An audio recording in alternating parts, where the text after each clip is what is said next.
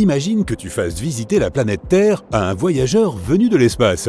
Et si nous lui montrions certains des phénomènes majestueux qu'arbore notre planète? Tout d'abord, nos chatoyantes aurores boréales. Il pourrait penser qu'il s'agit là de quelque sorcellerie, si la science n'avait pas été capable d'expliquer comment ces choses fonctionnent sur Terre.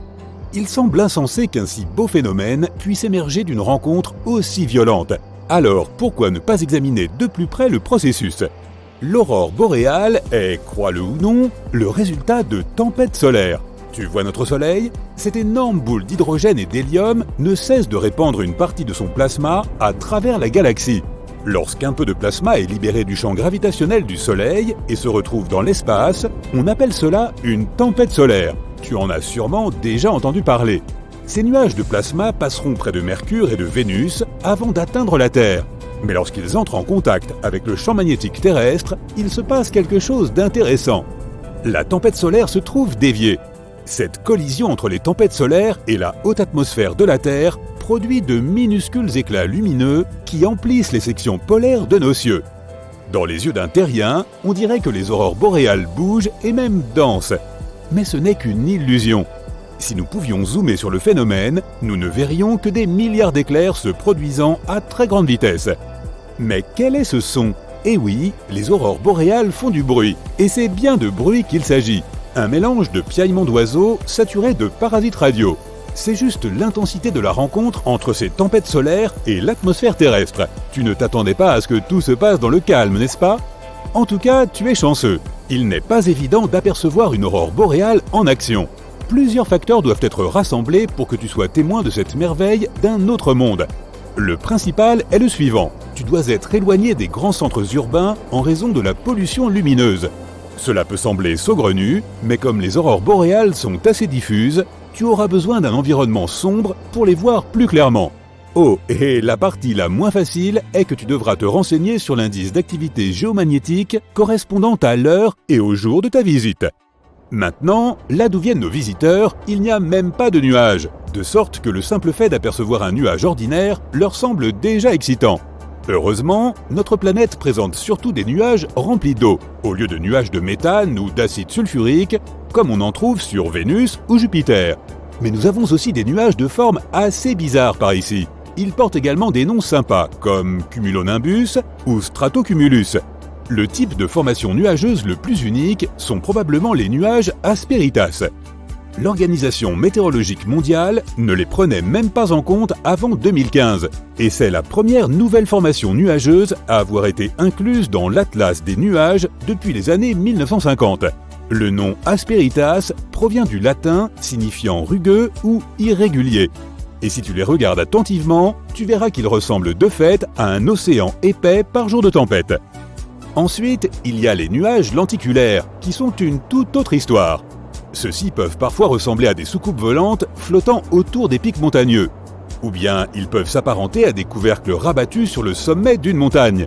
Ils sont généralement accompagnés de vents violents, mais ils demeurent stables et impassibles dans le paysage. Oh, et ton invité se réjouit lorsque vous repérez enfin les nuages Mammatus. Ce sont les types de nuages que nous nous amusons tous à dessiner quand nous sommes tout petits. C'est peut-être pour cela que nous les trouvons si drôles dans le ciel, avec leur aspect duveteux, robuste et semblable à de la guimauve. Ils se produisent lorsque les masses d'air chaud et d'air froid se heurtent l'une à l'autre. Ils sont là pour te dire qu'il va pleuvoir abondamment, alors prépare ton parapluie. Les orages peuvent être effrayants, mais imagine que tu vois des éclairs pour la première fois de ta vie. Ne serais-tu pas terrifié? Je veux dire, comment le ciel peut-il décharger autant d'électricité sans anéantir toute l'espèce humaine à chaque fois que cela lui prend? Et si tu pensais qu'il n'y avait qu'un seul type d'éclair, eh bien, détrompe-toi. La foudre peut se déplacer vers le bas ou vers le haut, du ciel à la terre ou de la terre jusqu'au ciel. Cela peut se produire lorsqu'un grand objet se trouve près du point de décharge de l'éclair et que le champ électrique de celui-ci fait voyager la foudre du sol vers le nuage, comme le décrivent les scientifiques. Il y a un endroit sur Terre où tu peux assister à des déchaînements d'éclairs constants pendant près de 10 heures par jour, selon la période de l'année. Au Venezuela, à l'embouchure du fleuve Catatumbo, tu peux t'extasier devant une véritable pluie de foudre. On compte 16 à 40 éclairs par minute, ce qui semble à la fois délirant et magnifique. Et en parlant de phénomènes lumineux, il existe une démonstration bien plus paisible et qui ne cesse de nous surprendre, les arcs-en-ciel. Les arcs-en-ciel sont-ils réels? Peut-on les toucher? Y a-t-il quelque chose au pied de ceux-ci? Ton visiteur du cosmos en sera peut-être déçu, mais non, tu ne peux pas toucher un arc-en-ciel. Ils n'ont pas d'existence tangible, ils sont plutôt le résultat de la rencontre de minuscules gouttelettes d'eau en suspension dans l'air et de la réfraction de la lumière du Soleil. Lorsque tu regardes le Soleil depuis la surface de la planète Terre, il semble blanc. Mais les rayons blancs du Soleil contiennent en eux toutes les couleurs du spectre lumineux. Donc, lorsqu'un rayon blanc passe à travers une gouttelette d'eau qui se trouve juste en suspension dans l'air, le rayon blanc se réfracte à des angles légèrement différents et reflète ainsi toutes ces différentes couleurs à travers le ciel.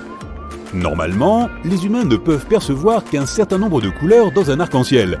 Mais en réalité, celui-ci possède toutes les couleurs du spectre et nos yeux sont tout simplement incapables de percevoir la subtilité de la chose. Ah oui, et aucun humain ne verra jamais exactement le même arc-en-ciel que son voisin, car chaque personne percevra ces gouttelettes d'eau sous des angles légèrement différents. Voici un petit tour d'horizon des différents types d'arc-en-ciel. Nous avons l'arc-en-ciel classique, qui est un arc en demi-cercle que nous voyons le plus souvent. Si tu as de la chance, tu peux assister à un arc-en-ciel complètement circulaire, qui se produit généralement en haute altitude, là où la ligne d'horizon ne coupe pas l'arc-en-ciel en deux. Il y a aussi l'arc de brume, qui peut se produire par temps de brouillard. On les appelle des arcs-en-ciel blancs, car ils ne reflètent pas de rayons multicolores, seulement un arc immaculé. Au cas où tu serais curieux, cela se produit en raison des minuscules gouttelettes d'eau contenues dans le brouillard. Ah oui, et il y a aussi la possibilité d'un arc-en-ciel lunaire, lequel est un spectacle tout à fait inhabituel. Il se produit généralement pendant les pleines lunes, lorsque l'éclat de cet astre est le plus brillant. Et il est aussi perçu comme un arc blanc, soulignant les contours de notre satellite. Et que voit-on là-bas, à l'horizon? Est-ce un arc-en-ciel linéaire? Eh bien, ça y ressemble beaucoup, mais les arcs-en-ciel linéaires n'existent pas vraiment. Même s'ils ressemblent à des arcs-en-ciel, il s'agit là d'un phénomène entièrement différent. On les appelle des arcs circum-horizontaux. Ces merveilles se produisent dans les atmosphères les plus froides, là où des fragments de glace sont en suspension dans l'air. On les appelle aussi des arcs-en-ciel de feu, car le rouge y est la couleur prédominante. Terminons cette excursion touristique singulière par un magnifique coucher de soleil. Le ciel est un peu nuageux, de sorte que le soleil orange vif colore les cieux de rouge, de violet, de jaune et de toutes les couleurs intermédiaires. Mais quand il s'enfonce dans l'horizon et disparaît pratiquement, il devient vert. Ça, c'est inattendu. Ce n'est pas que le soleil soit devenu vert, mais nos yeux le perçoivent ainsi en raison de la dispersion de la lumière du soleil.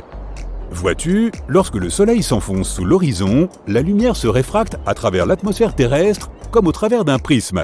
Ce prisme fonctionne comme un miroir à l'intérieur d'une tasse remplie d'eau. Le miroir et l'eau vont réfracter ces rayons dans de nombreuses directions différentes. Ainsi, comme la lumière du soleil passe constamment à travers ce prisme, nous pouvons assister à des éclats inattendus de lumière verte juste avant que le soleil ne se couche pour de bon. Eh bien, c'était une journée bien remplie. Allez, à la prochaine!